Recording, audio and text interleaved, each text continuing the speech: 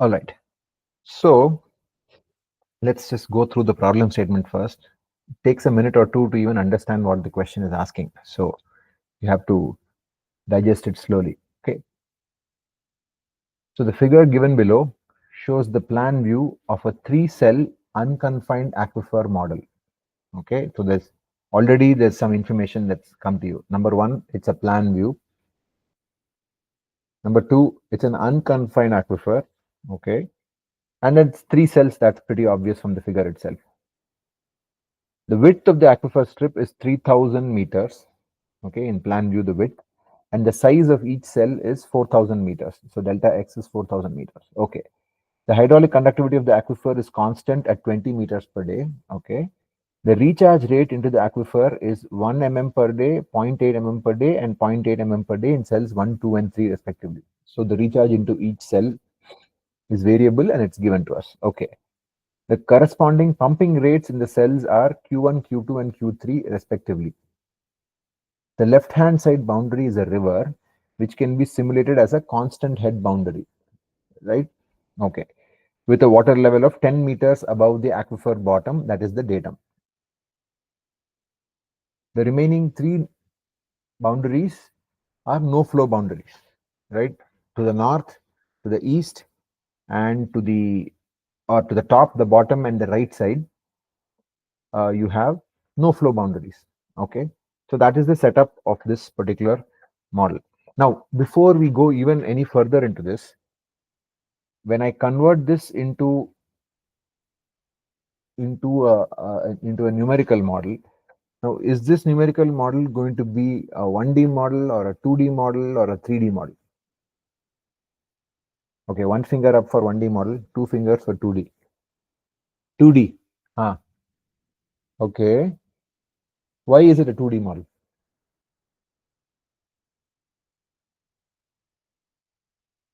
You'll have to pass the microphone, Raish,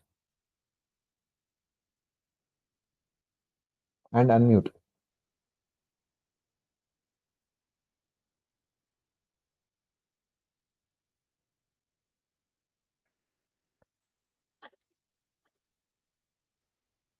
Go ahead.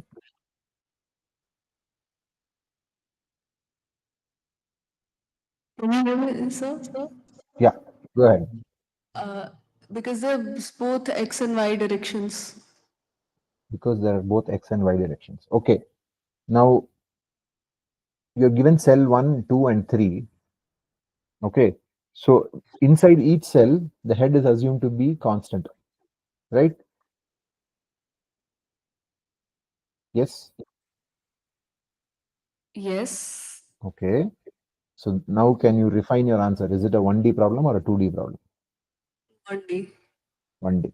Right. So that is the very first thing that you have to recognize from this. Although the figure that's given to you is a two-dimensional system, immediately you break it down into a 1D system because there are no cells in the Y direction. All the cells are in the X direction. And within the within the cell, there's assumed to be you only have one value within each cell, one value for the head in each cell. So therefore, there's no variation in the Y direction. The only variation is from cell 1 to cell 2 to cell 3. So therefore, it is a 1D problem. So this is the first clarity that you need to have, right? Just because you see a box doesn't mean it's 2D. Okay. All right. So first piece of understanding that we should develop is that the problem is fundamentally a 1D problem. Okay. Now let us come to the question itself. Okay. Set up the governing equation for steady flow in this aquifer model. Okay. So now again, what this is telling you is that my right hand side is going to be 0. Whatever some terms on the left hand side equal to 0 because there is nothing that's going to change as a function of time. Okay. Include both recharge and pumping in the equation. Please start by writing a mass balance equation for any cell in the aquifer. Okay. Note that recharge has dimensions of L t minus 1, whereas pumping has dimensions of L cube t minus 1. Okay. So let's just keep all of this in mind and start writing the mass balance. Okay. So what I've done is I've kept this uh, top view figure ready for us to use. Now, let us say I'm going to write the mass balance for the second cell, cell number 2. That's convenient for us. Okay. So there is some flow entering this box from cell 3, let us say, and some flow leaving this box from 2 to 1. Okay. Then there is some recharge entering R, and then there is some Q leaving. The remaining two boundaries are, okay, the R and Q that I've written, you imagine that in the it's actually recharge is coming in from above and Q is going out from above. I can't draw it in 3D. So I've drawn it as if it's going out from that no flow boundary. It's not. Okay.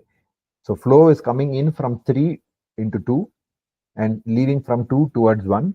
And then recharge is coming into cell 1, cell 2 from the top, and Q is going out from this cell. Okay. So this is the setup. The remaining two boundaries, the north and the south boundaries, are no flow boundaries. So nothing is coming across from there. Now, so what is coming in from cell 3 to cell 2? Can I write it as follows?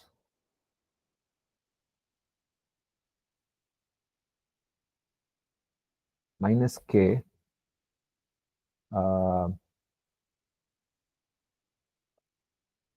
because I've written minus K, can I write H2 minus H3 divided by delta X?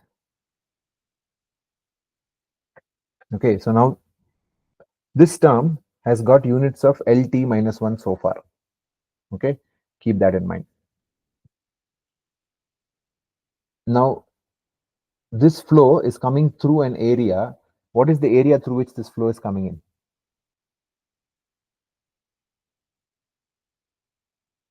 What is the cross-sectional area through which this unit flow is coming in? Yeah, go ahead.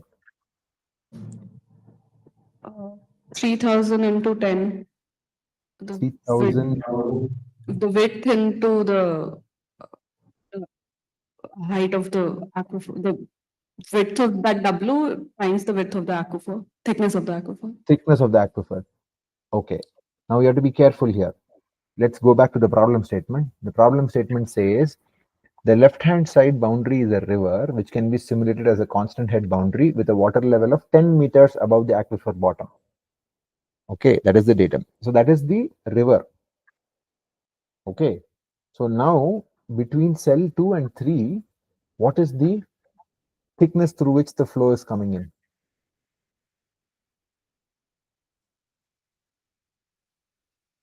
One dimension, you're right, W, and then you said multiplied by 10.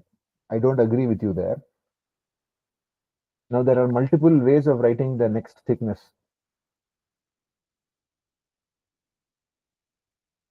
What is the thickness through which the flow rate is coming in? H. Okay, which H? H2 or H3? This is an approximation. Some people say, let us just use H2. Some people say, let us do H2 plus H3 divided by 2.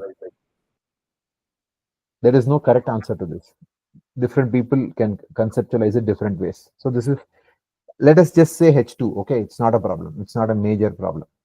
Okay, so now this is the amount of flow that is coming in from cell 3 to cell 2. Okay, and because I've maintained the minus sign and I've written it as H2 minus H3, it's going to be a positive number, right? Because head in cell 2 will be less than the head in cell 3, right? Only then flow can come from 3 to 2. So H2 minus H3 will be negative. So that negative multiplied by the minus K will give me positive number. Okay. Now some flux is leaving from 2 to 1. Okay. That will be minus K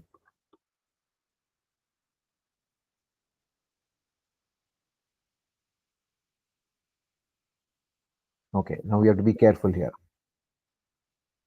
How much will it be H1 minus H2 or H2 minus H1?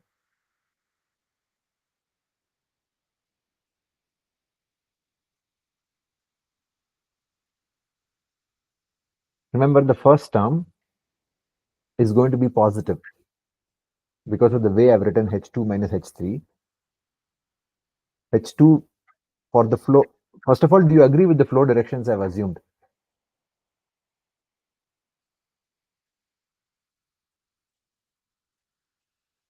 Will this be the flow direction?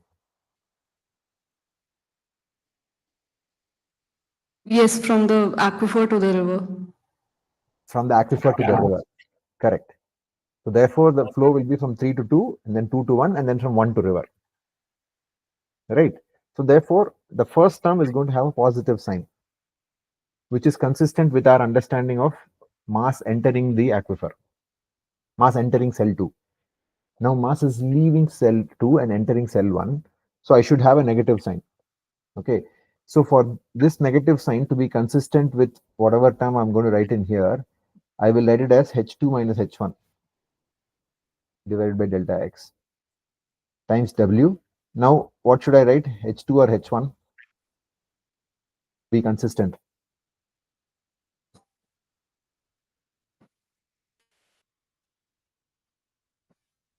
To be consistent, I should write H1. very good. Right, because here I use H2.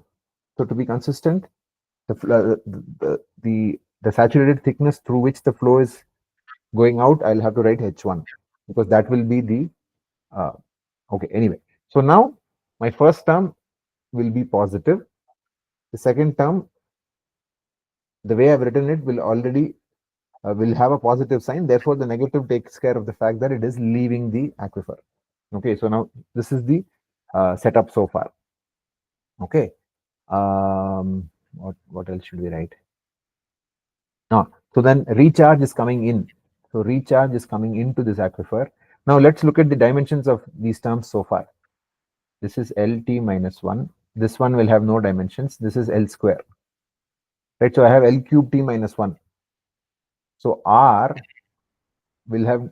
has dimensions of LT minus 1. I need to multiply it by an area. What is the area that I can multiply it by? W into delta X. Agreed? Agreed? Yes, sir. Okay. This is the recharge coming into this cell. Then Q is going out of the cell. Minus Q equal to 0. In this case, it will be 2. So this will be R2 because R1 is different, R2 is different, R3 is different. Right. So now I've written it for cell 2. But if I were to write it for a generic cell, I should have written it as follows. Okay, let me just, I've written it for cell 2, but if there were n number of cells in this, I would have written it for the ith cell as follows. Correct me if I make a mistake. Okay, let me go one by one. This will be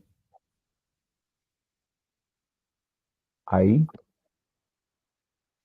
plus 1. This will also be I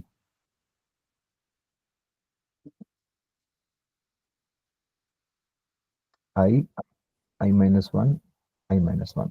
Okay.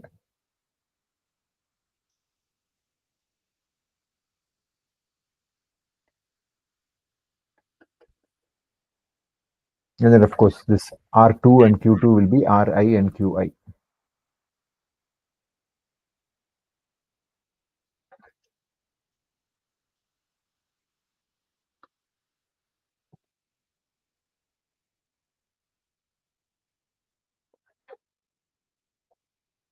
Okay. So then you look at the first two terms, rearrange it a little bit. Let us write it like this. Minus K into no, let's write it as plus K H I plus 1 .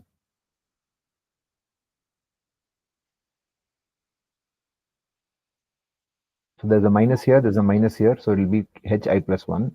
Here again I have a minus and a minus, so Hi minus 1 will also be plus. And then here I have minus Hi, and here, so it will be minus 2 Hi plus Hi minus 1 whole thing divided by delta X.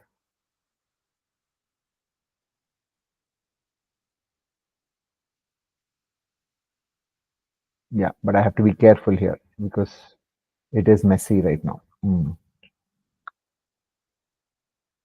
Yeah, it's not so clean.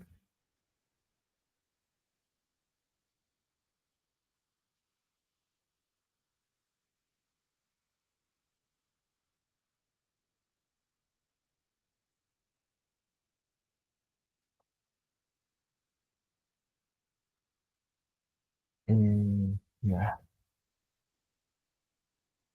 sorry, that's not looking so clean. Mm, There's one way of fixing it. One way of fixing it, which is to write it as, yeah, I think the cleaner way of writing it would be to write this as hi plus hi plus 1 by 2, and this will be hi minus hi plus hi minus 1 by 2. I think that's a better way of writing it. I'm sorry. Okay, because this creates unnecessary confusion, right? The better way of writing this term would be to write it as hi plus hi plus 1 divided by 2, the average of the saturated thickness between the ith and the I plus 1 cell, and here it will be hi plus hi minus 1 by 2. Okay, yeah, so I'll just revise this. Sorry. Yeah, we'll rewrite this again.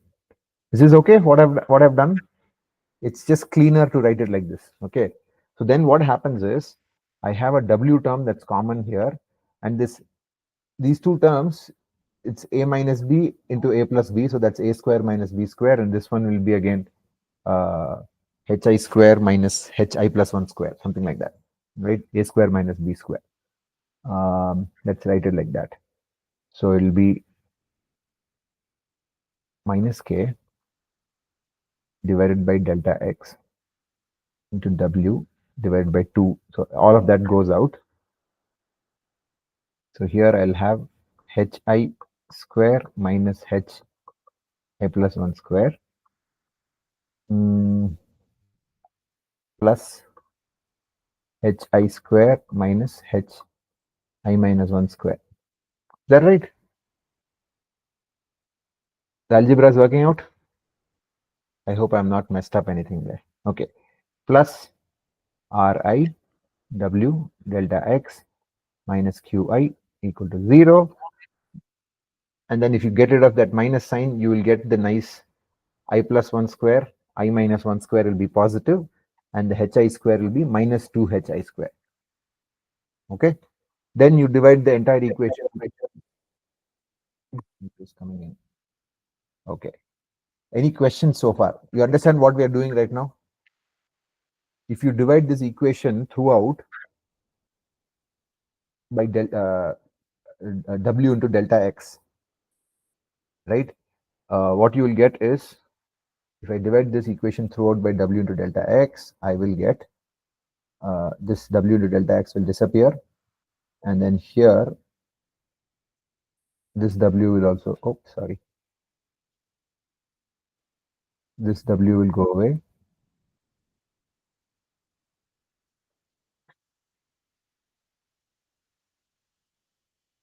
and then here I'll have a minus qi by w delta x.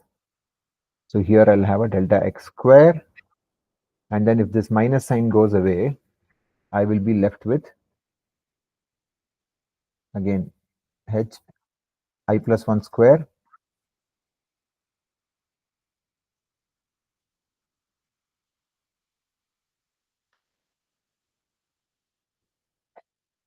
minus 2 hi square plus hi plus 1 I minus 1 square divided by delta x square, the whole thing, plus r minus qi w by delta x equal to 0, which if the limit delta x tends to 0, then you will get what will this term, this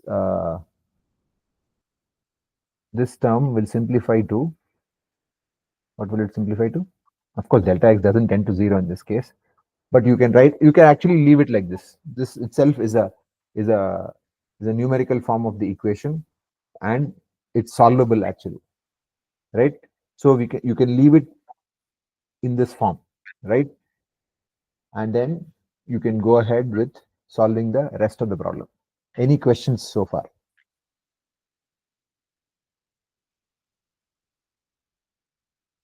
Now, when it comes to cell 2, this I plus 1 and I minus 1 are very clear. When it comes to cell 1 and cell 3, you have to be a little bit careful with the I plus 1 and I minus 1 terms. Okay, that's what we are going to look at next. Let's go back to the problem. What is it? Set up the governing equation for steady flow in this aquifer model. Include both recharge and pumping in the equation. Start by writing a mass balance equation, of course, whatever. So we have taken care of everything. This is the governing equation for this particular. Of course, it's steady flow, so the right hand side is equal to 0, right? So therefore, whatever mass is coming in has all gets balanced out, and we are left with this nice setup of an equation. It's a little bit different from what we had when we looked at what is that, the confined aquifer. Now, so far we've been looking at confined aquifer alone, but fundamentally the procedure is about the same. If you were solving this for a confined aquifer problem, what would happen is, instead of multiplying by this hi plus hi plus 1 by 2, this term over here in the parenthesis, you would simply multiply it by the aquifer thickness, which if it was constant would simply be b, and then instead of k into b, you will just have k into whatever thickness, you directly have the transmissivity t. Okay, so that's the only distinction between the confined and the unconfined. In the case of the confined aquifer, you will have the aquifer thickness directly in the problem. And in the case of the unconfined aquifer, you will have the saturated thickness, which is the average saturated thickness between cell I and cell I plus 1, or I and I minus 1, as the case may be. Okay. All right. So this is the setup of the system. Okay. Any questions? Okay. No question. Let's move on. Now let's try to attempt and solve this problem. Okay. Set up the numerical solution of the above equation using appropriate boundary conditions. The no flow boundary can be modeled as dou h by dou x equal to 0. That is hi plus 1 equal to hi. Okay. So you may insert an imaginary cell 4. Okay. So if I insert an imaginary cell here,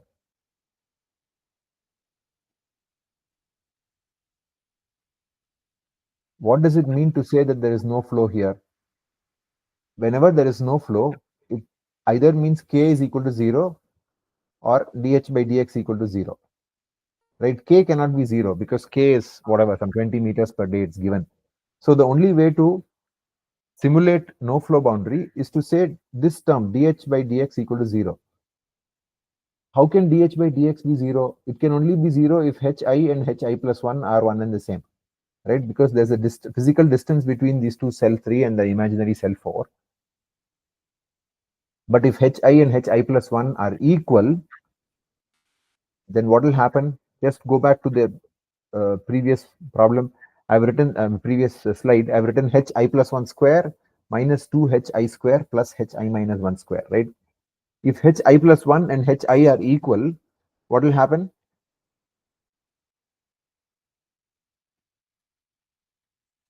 Remember, I had that term hi plus 1 square minus 2 hi square plus hi minus 1 square multiplied by something plus r plus q whatever equal to 0, something like that we had, right?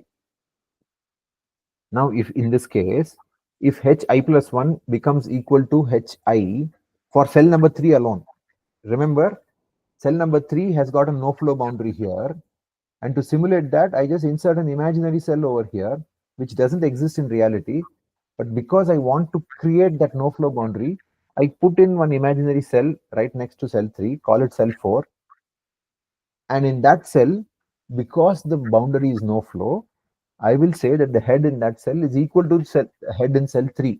So therefore, hi plus 1 will become equal to hi. Therefore, this equation will become minus hi square plus hi minus 1 square, whatever, plus r plus q, of course, divided by w delta x, whatever, all of that, whatever, k by 2 delta x square equal to 0, something like that, right? So this is how you handle cell 3. For cell 1, cell 2, no problem. For cell 1, what do you do? For cell 1, I plus 1 will be cell 2, I will be cell 1, and cell I minus 1, which is the river, I've already given you the head. The head at the river is 10 meters, right? So this so if there is a imaginary cell here, let's say H0, that is given to us in the problem, right? What was it? The left-hand side boundary is a river, which can be simulated as a constant head boundary with a water level of 10 meters above the aquifer bottom. So H4 is equal to H3 and H0 equal to 10 meter, or H0 equal to 10 meter. So everything is known. So you will simply set up three equations, one for cell 1, one for cell 2, and one for cell 3. In cell 1, there will be a H0 term, which is the I minus 1 term, okay, for which the value is given. For cell 2, you will have cell 1 and cell 3 as I minus 1 and I plus 1. For cell 3, this artificial cell H4, which is equal to H3, will be inserted. And so basically, you will have three equations and three unknowns, H1, H2, and H3. Okay. And of course, you are saying, assume Q1 equal to Q2 equal to Q3 equal to 0 for this case. Then you just simply solve this problem and obtain. So you will get three equations for H1 square, H2 square, and H3 square. And then you just have to solve them simultaneously and get the answer. Is that okay? We have set up all the different terms that are involved.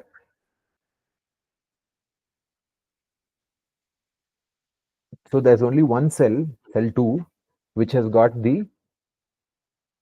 which will have all three variables, I minus 1, I, and I plus 1. Cell 3 does not have I plus 1, we replace it with I. Cell 1 has H0, but for that we give you a numerical number, 10 meters, something like that. So you put that in and move ahead. That's it. So you solve this system of equations, three equations, three unknowns, solve for H1, H2, H3, you're done. Any questions?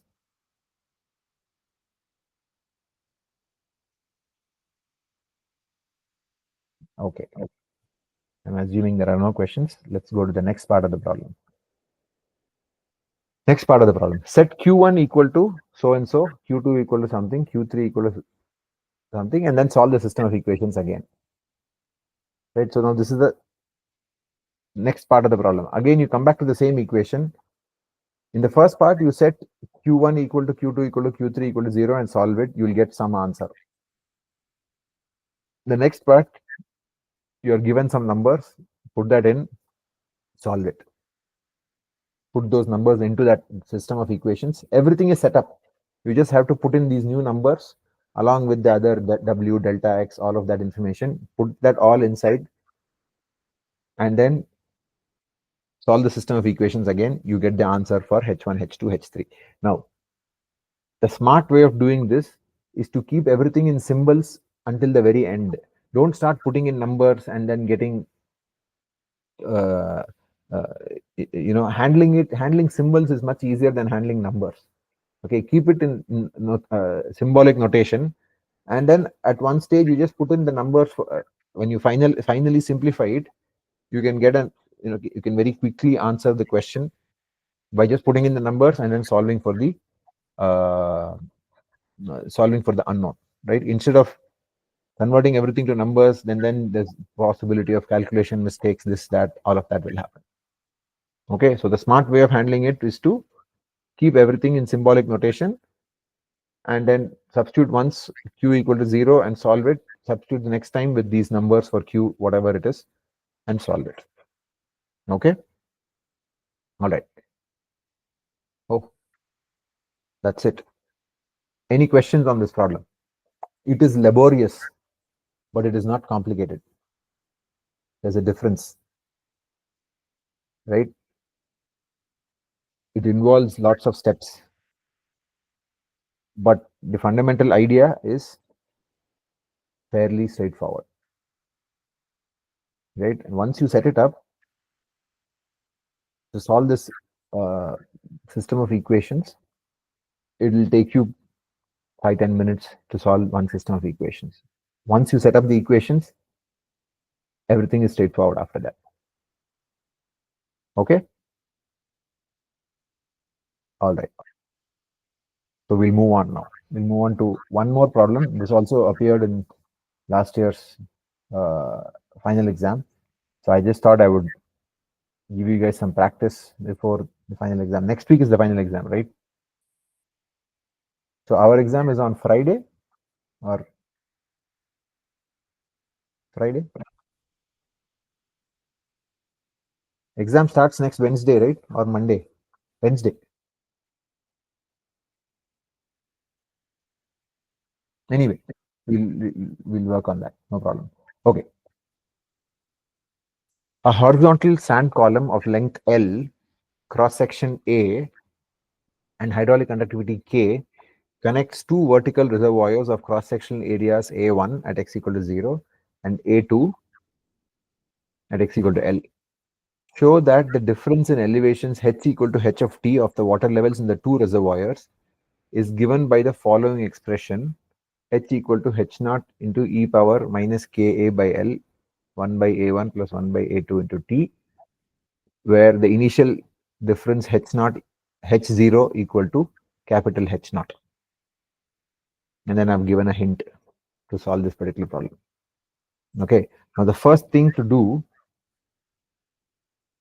is to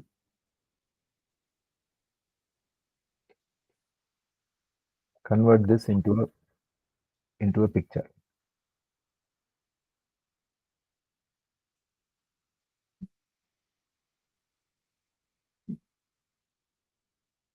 Okay, so I have two reservoirs with varying water levels. Let us say this water level is H1 and this water level is H2. Okay, and then they are connected by one horizontal pipe which is filled with sand, a horizontal sand column of length L. So this is the L, and the cross-sectional area of this sand column is A, and the hydraulic conductivity is K. These two vertical reservoirs have cross-sectional area. So this one's cross-sectional area is A1. This one's cross-sectional area is A2. Okay. Show that the difference in elevations h equal to h of t of the water levels in the two reservoirs is given by the following expression. The difference in elevations h, which means h, the difference in elevations h, let's say h of t, is h1, which is a function of time, minus h2, which is also a function of time. Right? Why is it a function of time? Because these two reservoirs are not at the same level. If they are at the same level, there will be no flow. Because they are not at the same level, the water levels will change. H1 will keep dropping and H2 will keep rising. Right? Until both of them come to the same level, the water levels will keep changing. So there will be a gradient between these two reservoirs. Is that right? So that's the hint given there says minus A1 dH1 by dt equal to A2 dH2 by dt. Okay, the hint there is that in one reservoir the height is decreasing, in the other reservoir the height is increasing, right? So that's why dH1 by dt, it's declining, dH2 by dt is increasing. Therefore, there's a minus on one side. I'm not saying A1 dH1 by dt equal to A2 dH2 by dt. Minus A1 dH1 by dt equal to A2 dH2 by dt. Right? One reservoir, the height of water is decreasing. The other reservoir, the height of water level in the reservoir is increasing. So that minus sign is important. Okay. Okay. All right. Okay. So now, how much is the flow that is going through these reservoirs? Q. The flow that goes through these reservoirs will be, what is that? Minus K I A. right? That's our standard Darcy's law. Okay. So in this case, K is the hydraulic conductivity of the sand column. A is the cross-section area of the sand. That's A. What is I? What is I? What is the head gradient?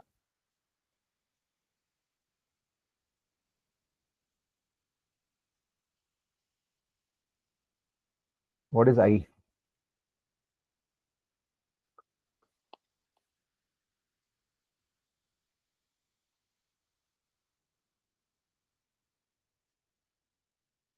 I will be the head difference across the two ends of this pipe divided by the length of the pipe, right? So can I write it like this? Minus K. I will be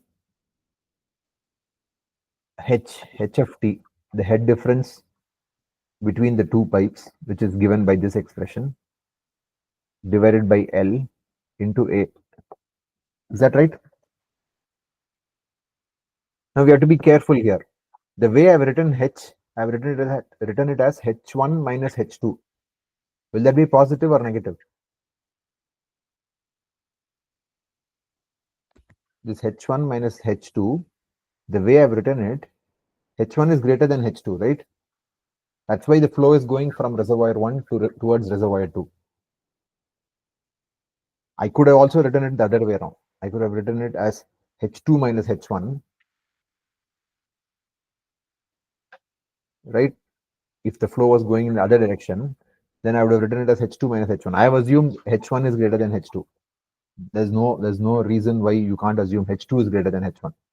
The problem doesn't say anywhere that the flow is going from 1 to 2 or 2 to 1. But by convention, we are used to thinking x equal to 0, x equal to L, flow is going from x equal to 0 to x equal to L. So just based on that convention, I assume H1 is greater than H2. If that is the case, should I have this minus sign here or not?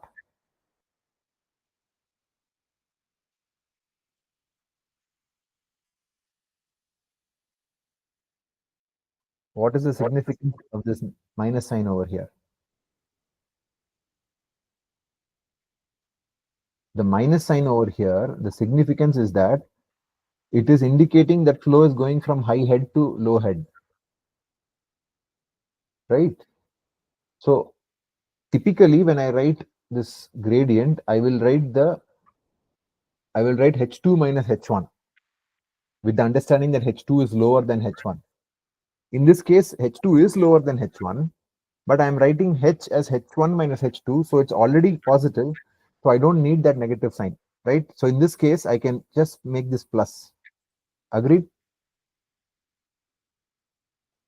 So Q equal to K H of T by L into A, where H of T is H1 minus H2, where both H1 and H2 are functions of time.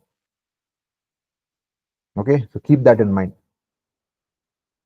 But this Q will also be equal to this minus A1 dH1 by dt, right? This must be equal to Q, right?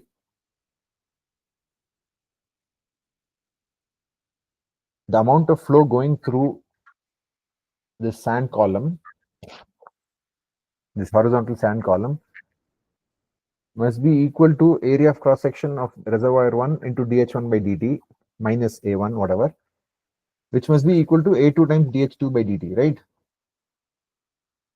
Which means this H1 and H2 or dH1 or dH2, correct me if I'm wrong here. So dH1 by dt is minus Q by A1, correct? dH1 by dt will be minus Q by A1 and dH2 by dt will be Q by A2, correct? Whatever is the flow that's going through from reservoir 1 to reservoir 2 through this sand column, that flow rate must be equal to A1 into dH1 by dt with the negative sign and A2 into dH2 by dt. Otherwise, things can't be balanced. So therefore, this must be true, which means I can write this h of t. I'll go to the next slide, right? So I wrote h of t equal to h1 of t minus h2 of t, which means dh by dt will be equal to dh1 by dt minus dh2 by dt, right? Which, if I use this expression, dh1 by dt is simply minus q by a1 and dh2 by dt is q by a2. So it will be equal to minus q by a1 minus q by a2. dh2 by dt is q by a2 and it's got a minus sign here. So dh by dt is simply minus q into 1 by a1 plus 1 by a2. Okay, now let's just refer back to this equation. What does it say? Q is k h of t by L into a. Just replace that over here. So dh by dt equal to minus q, but q itself is k h of t a by L, right? So it will be k a by L into this expression 1 by a1 plus 1 by a2 into h of t.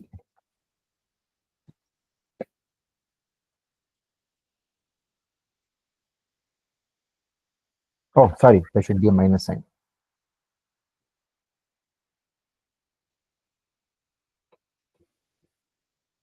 Now, if I rearrange this, I will get dh by h of t equal to minus ka by L into this whole thing dt.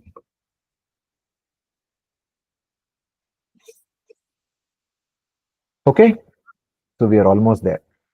So if you integrate this, this is of course some constant, so it can go outside the integration. Integrate this from time 0 to some time t. At time t equal to 0, what is the head difference? The initial difference h at time t equal to 0 is equal to capital H naught. So it will be H naught some h at time t. So if you integrate this, is there one more slide? Oops, no. So I'll get log of h in the limits h to h naught equal to minus ka by L, whatever, some constant times t minus 0. So that's t. So this will be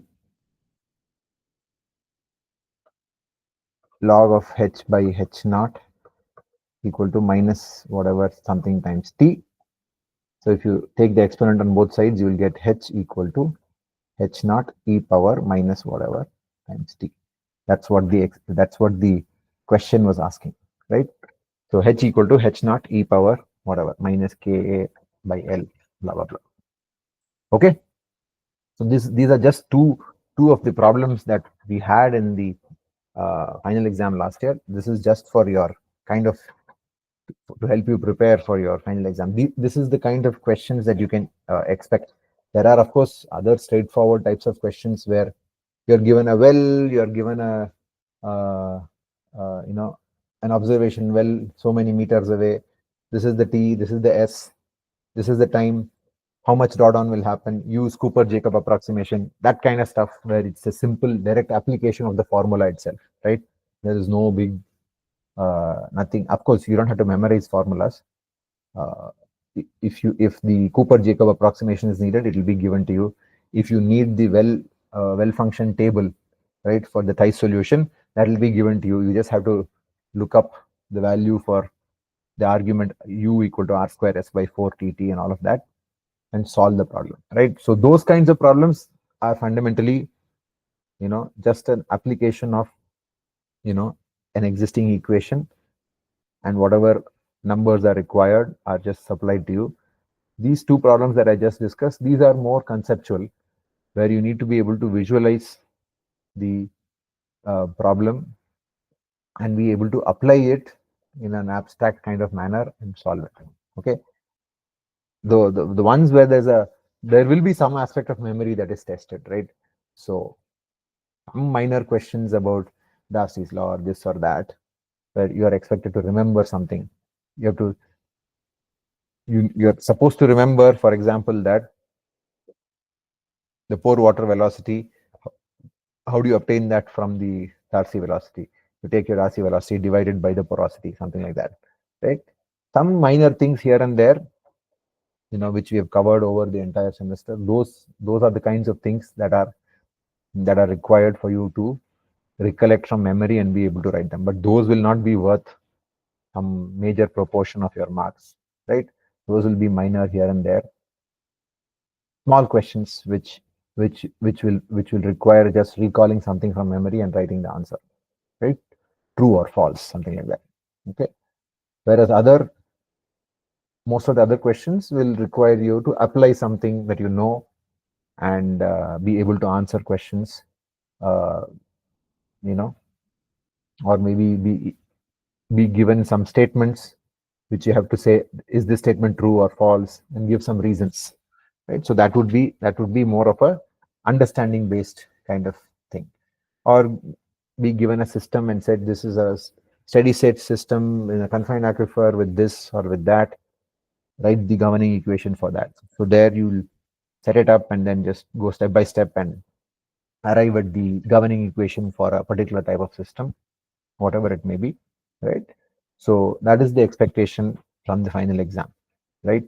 So remember that we've covered a vast area, right? We've looked at aquifer properties, well hydraulics, flow nets, uh, contaminant transport, environmental influences, and then finally we also did a little bit of introduction to groundwater modeling. So we just solved a couple of problems now. So all of these aspects will be tested to varying degrees, right? And that is going to be your final exam. Okay. So I think we are almost done. A lot of time. I'll stop for the day now. And if there are any questions, feel free to, you can send me an email, you can send me a WhatsApp message, and we can try and set up a time where we can have a discussion to discuss anything that's required. Of course, on Friday, we are going to have a meeting. I urge every group member to be present physically for this particular class, right? It is very important because it's an exercise in how to learn to present your work and effectively argue your case. So I'm expecting that there will be a vibrant discussion on Friday when we have the final presentations. So please be ready and available on that day so that we can quickly uh, discuss the final problem and then move ahead from there. Okay. So thank you very much. I will be sharing these slides with the whole class at the maybe in a few hours at the end of the day. And see you all on Friday. Take care. Bye-bye.